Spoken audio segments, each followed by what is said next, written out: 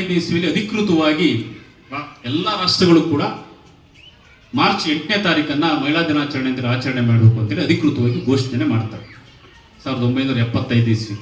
So ಅಲ್ಲಿಂದ ಇಲ್ಲಿವರೆಗೂ ಕೂಡ ಈ ಒಂದು ಮಹಿಳಾ ದಿನಾಚರಣೆಯನ್ನು ಆಚರಣೆ ಮಾಡ್ಕೊಂಡು ಬರ್ತದೆ.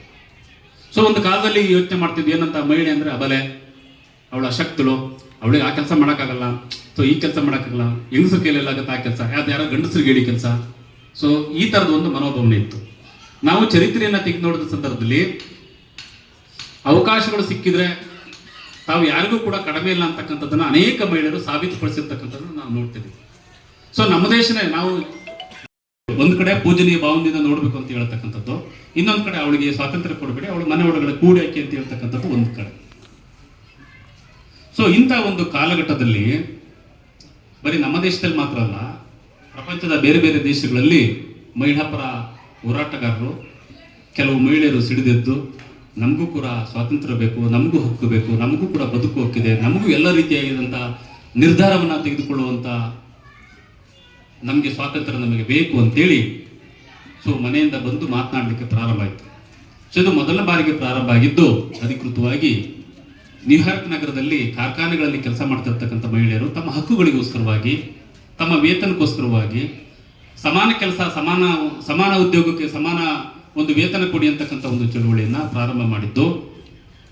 ಸೊ ಅದು ಪ್ರಾರಂಭ ಆಗಿದ್ದು 1908ರಲ್ಲಿ. ಅದು ಮುಂದುವರೆದಂಗೆ 1910ರಲ್ಲಿ ಕೋಪನ್ಹೇಗನ್ ನಗರದಲ್ಲಿ ಒಂದು ಅಂತಾರಾಷ್ಟ್ರೀಯ ಮಹಿಳಾ ಸಮಾವೇಶ ಮೊದಲ ಬಾರಿ ನಡೆಯುತ್ತೆ.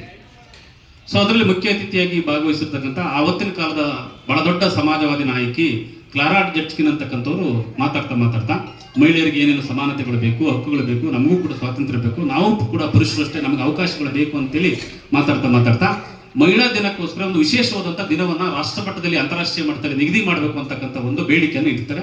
ಅದಕ್ಕೆ ತುಂಬ ದೇಶಗಳು, ಅಲ್ಲಿ ಭಾಗವಹಿಸಿರ್ತಕ್ಕಂಥ ತುಂಬ ದೇಶಗಳು ಅದಕ್ಕೆ ಮನ್ನಣೆಯನ್ನು ಕೊಡ್ತಾರೆ, ಅದಕ್ಕೆ ಅದನ್ನು ಬೆಂಬಲಿಸ್ತಾರೆ. ಸೊ ಅದಾದ ನಂತರದಲ್ಲಿ 1912ರಲ್ಲಿ 11-12ರಲ್ಲಿ Austria, Denmark, Switzerland, so Germany, ಅನೇಕ ದೇಶಗಳು ಮಹಿಳಾ ದಿನಾಚರಣೆಯನ್ನು ಮೊಟ್ಟ ಮೊದಲ ಬಾರಿಗೆ ಆಚರಣೆ ಮಾಡ್ತಾರೆ. ವಿದ್ಯೆ, ಆಸ್ತಿ, ಅಧಿಕಾರದಿಂದ ವಂಚಿತರಾಗಿದ್ದಂಥ ಸಮುದಾಯಗಳಿಗೆ ನೀವು ಓದಬಾರ್ದು, ನೀವು ವಿದ್ಯಾವಂತರಾಗಬಾರ್ದು, 185 ಇಸ್ವಿಯಲ್ಲಿ ಸುಮತಿ ಭಾರ್ಗವ್ ಬರೆದಿರ್ತಕ್ಕಂಥ ಒಂದು ಮನುಸ್ಮೃತಿಯಲ್ಲಿ ಶಿಕ್ಷಣಕ್ಕೆ ನಿಷಿದ್ಧವನ್ನು ಏರಿತ್ತು. ಅದಕ್ಕೆ ಒಂದು ಬ್ರೇಕನ್ನು ಹಾಕಿ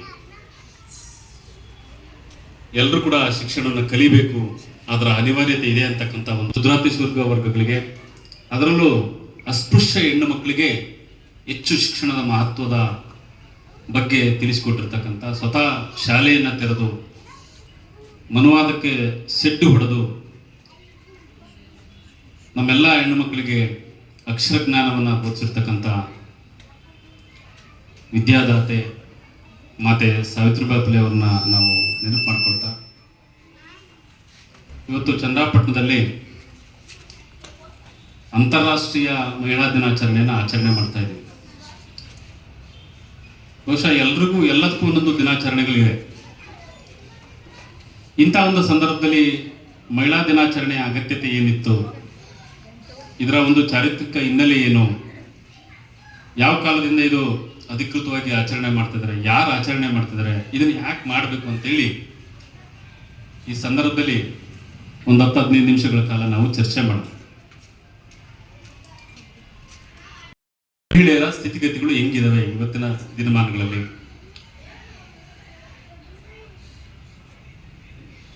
ಬಹುಶಃ ನಮ್ಮ ಮನೆಯಿಂದ ಹಿಡಿದು ಅಂತಾರಾಷ್ಟ್ರೀಯ ಮಟ್ಟದವರೆಗೂ ಕೂಡ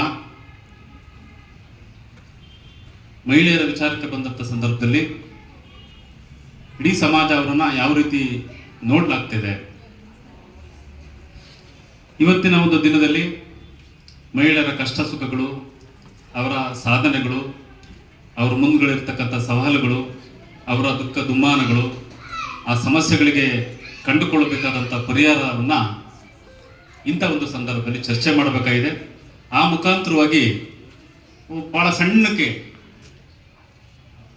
ಭಾಳ ದೀರ್ಘಕಾಲದ ಒಂದು ಆಂದೋಲನದ ಅಗತ್ಯತೆ ಇದೆ ಅಂತೇಳಿ ನಾನು ಭಾವಿಸ್ತೀನಿ. ಯಾಕೆಂತಂದರೆ ಜಡ್ಡುಗಟ್ಟಿದ ಸಮಾಜಕ್ಕೆ ವ್ಯವಸ್ಥೆ ಒಳಗಡೆ, ಅದರಲ್ಲೂ ನಮ್ಮ ಭಾರತ ದೇಶದಲ್ಲಿ ಅನೇಕ ಕಟ್ಟುಪಾಡುಗಳಿಂದ, ಧಾರ್ಮಿಕ ಒಂದು ಆಚರಣೆಗಳಿಂದ ಬಂದಿಯಾಗಿರ್ತಕ್ಕಂಥ, ಸಂಕೋಲೆಯಿಂದ ಬಂದಿಯಾಗಿರ್ತಕ್ಕಂಥ ಹಕ್ಕುಗಳನ್ನ ಬಿಚ್ಚಿ ಈಚಿ ತೆಗಿತಕ್ಕಂಥದ್ದು ಅಷ್ಟು ಸುಲಭದ ಮಾತಲ್ಲ. ಸೊ ಅದನ್ನ ಬರೀ ಪುರುಷರು ಮಾತ್ರನೇ ಮಾಡ್ತಾ ಇದಾರೆ ಅಂತಂದ್ರೆ ಅದು ತಪ್ಪಾಗುತ್ತೆ.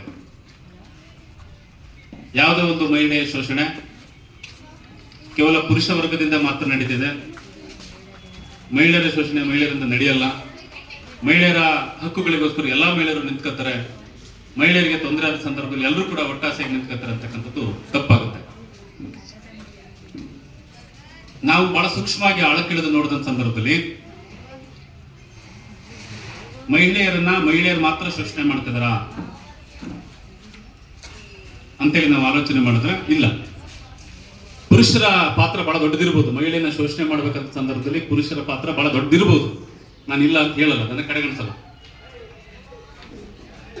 ಒಬ್ಬ ತಾಯಿ ತನ್ನ ಮಗಳನ್ನ ನೋಡದಂಗೆ ತನ್ನ ಸೊಸೆ ನೋಡಕ್ಕಾಗಲ್ಲ, ನೋಡಿಲ್ಲ. ಅಥವಾ ಎಲ್ಲರೂ ಹಂಗೆ ಆಗಿರ ನಾನು ಹೇಳ್ತೇನೆ. 90% ಜನ, 100ಕ್ಕೆ 99% ಜನ ತಾನು ಎತ್ತ ಮಗಳನ್ನ ತಾನು ಯಾವ ಮನೋಭಾವನೆಯಿಂದ ನಾನು ನೋಡ್ತಾ ಇದ್ದೀನೋ ಅದೇ ರೀತಿ ತನ್ನ ಮನೆಗೆ ಬಂದಂತ ಸೊಸೆಯನ್ನು ನೋಡಕ್ಕಾಗಲ್ಲ, ನೋಡ್ತಾ ಇಲ್ಲ. ಅದೇ ರೀತಿಯಾಗಿ ಮನೆಗೆ ಬಂದಿರತಕ್ಕಂಥ ಒಬ್ಬ ಸೊಸೆ ಒಬ್ಬ ಎತ್ತ ತಾಯಿಯನ್ನ ಮಗಳು ಯಾವ ರೀತಿ ನೋಡ್ಕೊತಾಳು ತನ್ನ ತಾಯಿಯನ್ನ, ಆ ರೀತಿಯಾಗಿ ತನ್ನ ಅತ್ತೆಯನ್ನ ನೋಡ್ಕೊತಾ ಇಲ್ಲ. ಬಹುಶಃ ಇದು ಒಂದು ರೀತಿ ತಮ್ಗೆ ಹಾಸ್ಯ ಅನಿಸ್ಬೋದು. ತನ್ನ ಮಗಳನ್ನ ಯಾವ್ದಾದ್ರು ಒಂದು ಮನೆಗೆ ಕೊಟ್ಟಾಗ ಆ ಅಳಿಯ ತನ್ನ ಮಗಳಿಗೆ ಯಾವ್ದಾದ್ರು ಅವಳ ದಿನನಿತ್ಯದ ಕೆಲಸ ಕಾರ್ಯಗಳಲ್ಲಿ ಹೆಲ್ಪ್ ಮಾಡ್ತಿದ್ರೆ, ಎಕ್ಸಾಂಪಲ್ ಈಗ ಬಟ್ಟೆ ತೊಳೆದಿರ್ತಾರೆ, ಅವ್ನ ಬಟ್ಟೆ ತೊಳ್ಕೊಡ್ತಿದ್ರೆ ಇವ್ರು ಒಣಗಾಗ್ತಾ ಇರ್ತಾರೆ, ಇನ್ನೊಬ್ಬರ ಇಸ್ತ್ರಿ ಮಾಡ್ತಿರ್ತಾರೆ, ಅಥವಾ ಅಡುಗೆ ಮನೆಯಲ್ಲಿ ಅಡುಗೆ ಮಾಡ್ತಿರ್ತಾರೆ, ಇವರು ತರಕಾರಿ ಹೆಚ್ಚಿಕೊಡ್ತಿರ್ತಾರೆ, ಇನ್ನೊಂದೇನೋ ಮಾಡ್ತಿರ್ತಾರೆ. ಅದು ನೋಡಿ ಎಷ್ಟು ಚೆನ್ನಾಗಿ ನೋಡ್ಕೊತವನೆ ಅಂತೇಳಿ ಬಹಳ ಖುಷಿ ಆಗುತ್ತೆ. ಅದೇ ತಾಯಿಗೆ ತನ್ನ ಮಗನಿಗೆ ಒಬ್ಬ ಸೊಸೆ ತಂದಾಗ ತನ್ನ ಮಗ ಏನಾದ್ರು ಅಡುಗೆ ಮನೇಲಿ ಹೋಗಿ ಕೂತ್ಕೊಂಡು ಇದಕ್ಕೆ ತರ ಕೆಲಸ ಮಾಡ್ಕೊಡ್ತಿದ್ರೆ, ಅಡುಗೆ ಮನೇಲಿ ಹೋಗಿ ತರಕಾರಿ ಕಟ್ ಮಾಡ್ತಿದ್ರೆ, ಅಥವಾ ವಾಷಿಂಗ್ ಮಿಷಿನ್ ಇರ್ತಕ್ಕಂಥ ಪಾತ್ರೆ ತೊಳೆದು ಹಾಕಿದ್ರೆ, ಅಥವಾ ತನ್ನ ಬಟ್ಟೆಗಳನ್ನ ತೊಳ್ಕೊಂಡ್ರೆ ಇವನು ಇವನು ಹಿಂಗಿದ್ದ ಹೆಂಡತಿ ಗುಲಾಮ ಆಗ್ಬಿಟ್ಟು ಸೆರಗಿಡ್ಕೊಂಡು ತಿರ್ಗಾಡ್ತಾವನು, ಅಡುಗೆ ಮನೇಲಿ ಕೂತ್ಕೊಂಡು ಅಡುಗೆ ಮಾಡ್ತಾ ಅಂತ. ನೋಡಿ, ಒಂದೇ ತಾಯಿ ಎರಡು ಮನೋಭಾವನೆಗಳು.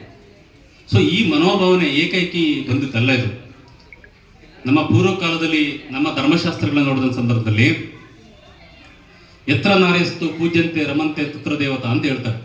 ಸೊ ಅದು ಒಂಥರ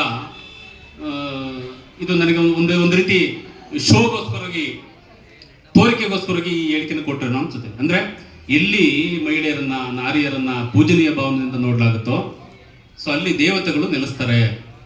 ಅಂದ್ರೆ ಯಾವ ಮನೆಯಲ್ಲಿ ಹೆಣ್ಣನ್ನ ಬಹಳ ಗೌರವದಿಂದ, ಬಹಳ ಪೂಜನೀಯ ಭಾವನೆಯಿಂದ ನೋಡ್ಲಾಗುತ್ತೋ ಆ ಮನೆಯಲ್ಲಿ ದೇವತೆ ಬಂದು ನೆಲೆಸ್ತಾಳೆ ಅಂತಕ್ಕಂಥ ಒಂದು ಮಾತಾಡ್ತಾರೆ. ಅದೇ ಧರ್ಮಶಾಸ್ತ್ರ ಮುಂದುವರೆದು ಏನ್ ಹೇಳುತ್ತಂದ್ರೆ ಎತ್ರ ನಾರ್ಯಸ್ತು ಪೂಜ್ಯಂತೆ ರಮಂತೆ ತತ್ರ ದೇವತಾ ಅಂತ ಹೇಳುತ್ತೆ.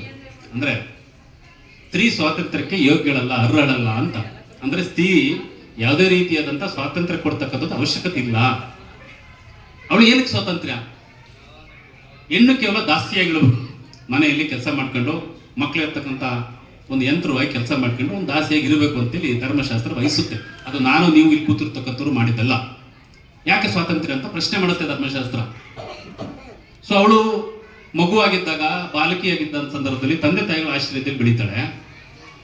ಅವಳು ಯೌವನಕ್ಕೆ ಬಂದಂತ ಸಂದರ್ಭದಲ್ಲಿ, ವಯಸ್ಸಿಗೆ ಬಂದ ಸಂದರ್ಭದಲ್ಲಿ ಗಂಡನ ಆಶ್ರಯದಲ್ಲಿ ಬೆಳೀತಾಳೆ.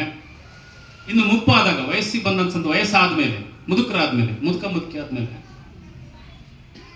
ಸೊ ಅವಳು ಮಕ್ಕಳ ಆಶ್ರಯದಲ್ಲಿ ಬೆಳೀತಾಳೆ. ಸೊ ಹಿಂಗಿದ್ದ ಸಂದರ್ಭದಲ್ಲಿ ಸ್ವಾತಂತ್ರ್ಯ ಅಂತಕ್ಕಂಥದ್ದು ಯಾಕೆ ಸಪರೇಟ್? ಅವರಿಗೆ ಅವ್ರ ಅಸ್ತಿತ್ವ ಏನಿದೆ, ಸಪರೇಟ್ ಅಸ್ತಿತ್ವ ಏನಿದೆ ಅಂತೇಳಿ ನಮ್ಮ ಧರ್ಮಶಾಸ್ತ್ರಗಳು ಕೇಳ್ತಾರೆ. ಸೊ ಈ ಒಂದು ಸಂದರ್ಭವನ್ನು ನೋಡೋ ಸಂದರ್ಭದಲ್ಲಿ